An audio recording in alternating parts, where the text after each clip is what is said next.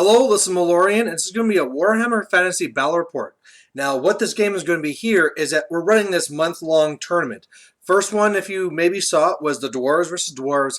This is now the second game, which is the Dwarves versus some Ogre Kingdoms.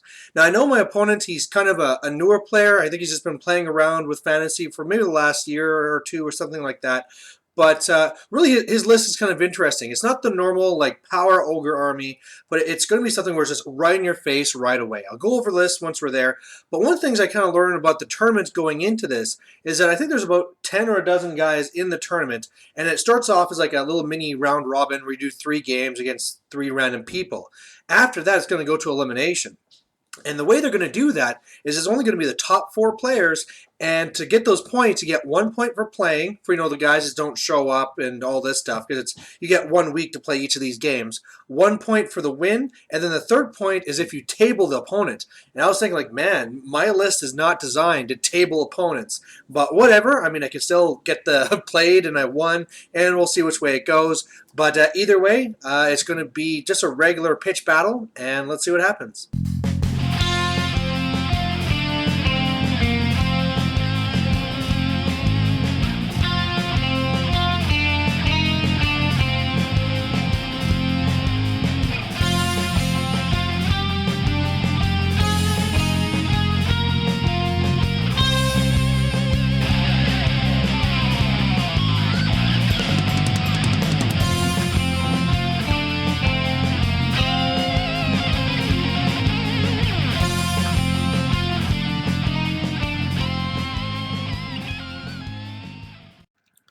Alright, so looking at his force here, he is going to have a stone horn. That's not a hunter on there, that's just the regular stone horn. Then a big huge block of the 10 iron guts, and they are going to have the banner of swiftness. And in there he actually has 3 characters. He has 2 butchers and a fire belly. They have a scattering of equipment. And in here he has this big block of the 6 Mournfang with full command. So this is a big nasty block, and I'll actually have to kill 2 of them if I ever want to make a panic test. And then finally, way over here, he has an Iron Blaster. On my side, I have 40 of the Dwarves with great weapons in the building, 40 warriors with shields outside, and there's my BSB there as well, 2 organ guns, a cannon, and a grudge thrower, plus 2 strength. And way over here, because, hey, if everything's going to go fast towards that building, opposite corner I have this anvil, and it'll pretty much do nothing. And, yeah, there's 20 miners off the board. So looking at the game here, first of all, let's talk a little bit about terrain. The 2 woods we're starting in, they'll be a wild wood, but they're going to do nothing over the whole game, so just ignore them. The little altar in the very middle, that's going to be a sorcerer's portal. That will have an effect, that's for sure.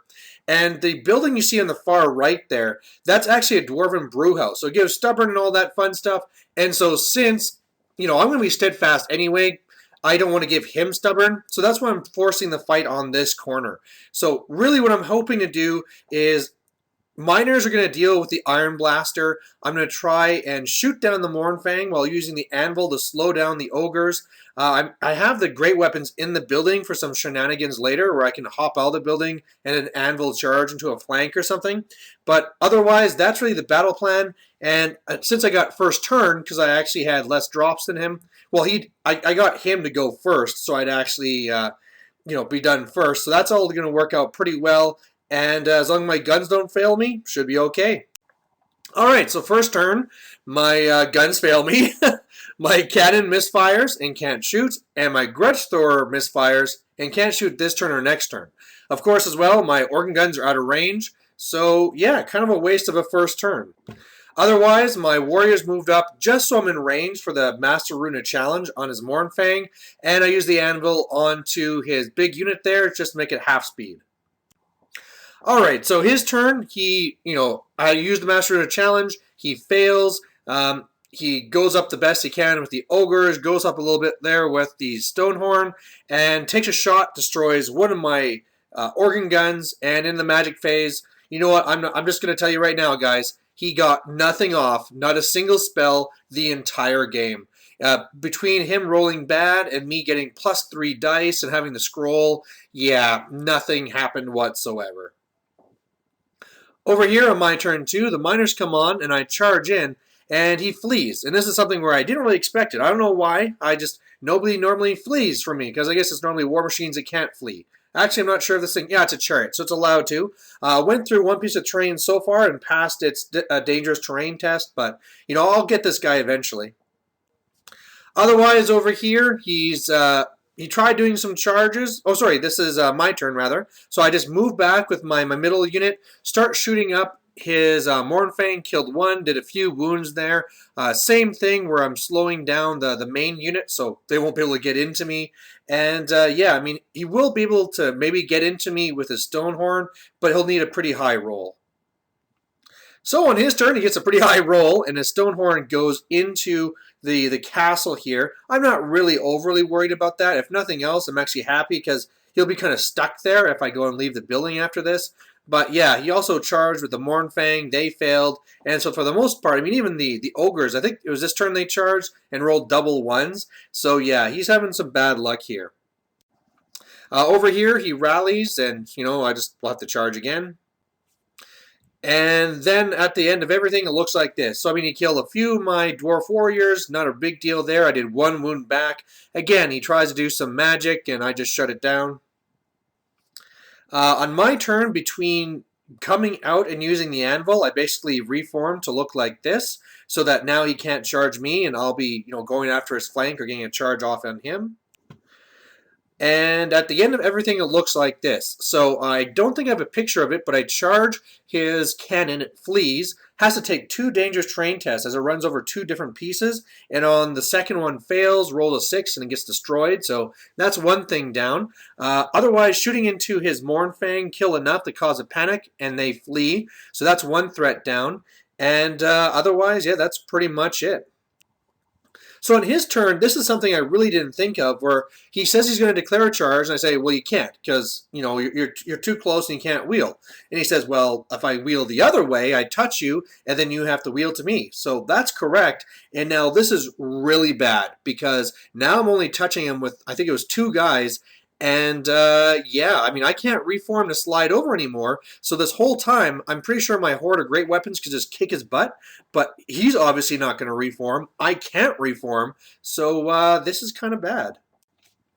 After everything is said and done, yeah, I think the Ogres fail another charge. The Mornfang, they rally. And yeah, that's pretty much it. Now, okay, this is my turn, and you notice there's a Stonehorn missing. Now, one of the things I should say, and that I didn't say for the last turn on his turn, is that when he went in, I have 6 attacks. I did 3 wounds. That's needing 3s to hit, 5s to wound. He is still at like a 6+ armor, and then this turn, again, I roll fire, and I kill a Stonehorn. So I totally don't deserve that, but just because of dice, it all worked out. Otherwise, at this point here, I'm just kind of shooting and all the rest of it. But yeah, getting that Stonehorn out of the way really makes me feel good. If I can get those points from the Mornfang, that's even better. But yeah, killing that Stonehorn after making that huge blunder and him catching me on it, yeah, I'm really lucky at this point. So on his turn, I really want to take this picture here because I told you this Sorcerer's Portal was going to be a big deal, but I haven't been telling you what's been happening.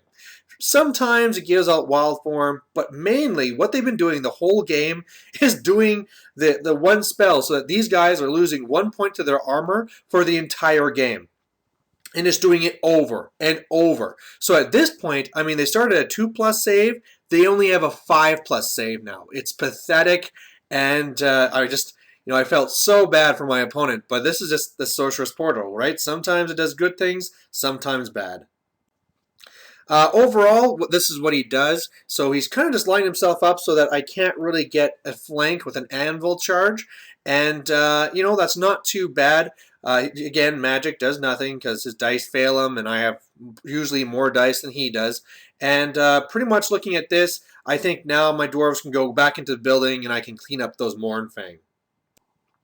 So that's what I do in my turn 5. I charge in here, and I mean, normally I'd be worried about him grinding me down and me not being able to win. But hey, when he has only a 5+ armor, this should be not a problem. Especially after he's hit by a fireball, and that kills another one. So after everything's said and done, those great weapons go into the building just to try and preserve the points and, tempt him to charge there rather than reform to look as the other warriors. And in combat there, my BSB did some work, but otherwise I totally flopped. So in the end, it turned out to be a draw combat. And yeah, that was kind of surprising. I really thought that with that low armor, I'd just be tearing through him and go right through him, but apparently not. So his turn 5, he charges here into the building, and this is fantastic because the way I see this working out is that he's going to come in here, kill a whole bunch. I'm going to be steadfast on a 9, re-rolled, hold. Then I'm going to probably beat his Mornfang this turn, and what I can do is then just reform to face the flank here. And like I said, getting the tabling is really important, and this could be my opportunity. Especially after, especially after the fireball kills another Mornfang. I mean, I don't know what he did to spite this Sorceress Portal, but this Sorceress Portal hates those Mornfang. So after everything's said and done, though, it didn't really work out. I mean, I killed all the Mornfang, reformed, faced the flank.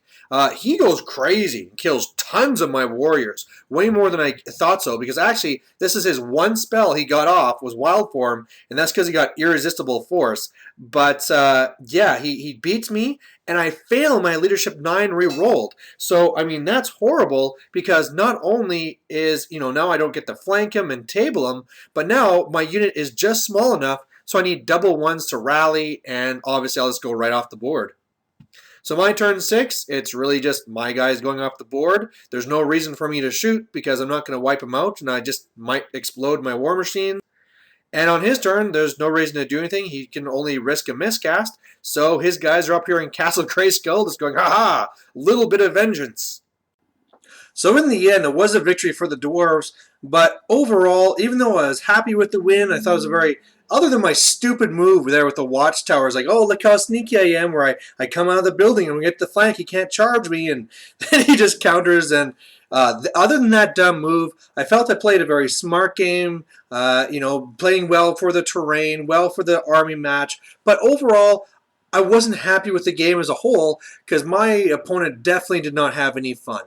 First of all, when the whole thing happened and his chariot crashed and it was supposed to be the D6 wounds, he didn't know that rule, so it just seemed really wrong. And it seemed from that point on he was kind of off edge. Plus the thing too, where here he is, he's an army that just wants to get in there, rip things up. And between my Master in a challenge to make him have that early failed charge, my anvil coming down, slowing him down by half speed, he decided to sit there while my guns just kept on firing.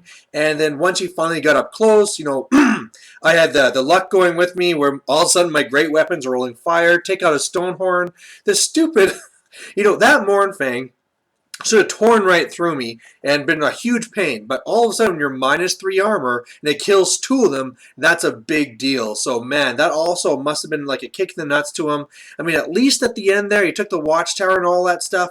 But yeah, at the end of the game, I tried doing some chit-chat, but it was very apparent he did not enjoy the game. Just to kind of give out some tips if he's listening, one of the things I think he could have done with his list, and I mean, at this point here, he's played all of the games for the tournament, so this will be for friendly play after. I think there was too many points in the Magic casters there. I mean, normally if I was to do 2,000 points, I might have like a Slaughter Belly or Slaughter Master, and then a BSB, because really, Ogres really suffer from leadership. It's kind of like Orcs in a way, not as bad as Night Goblins, but you really need to have something there. So having that little bit pip of leadership, maybe in a better discipline in that big unit of Ogres as opposed to the speed, and then the BSB obviously for rerolls. I mean, at the end of the day, you can only cast so many spells.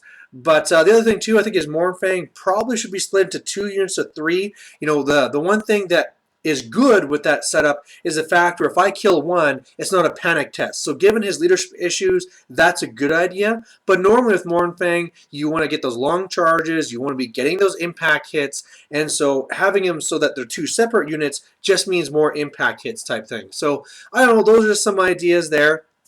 I was actually really impressed with the Stonehorn. A lot of times I didn't want to shoot it because, of course, with the multiple wounds, it halves that. So I didn't really want to ever commit my my rock lava or my cannon or anything. And obviously my organ guns were busy with these Mornfang coming in. But yeah, once that thing got to me, being strength 6 was just smashing my guys. And again, I can't say how lucky I was where rolling those fives and killing them when really he could just ground me down. And yeah, there you have it. So hope you guys like watching it. And one more game. It's actually going to be tomorrow, and should be against Lizardman. So we'll find out what happens then.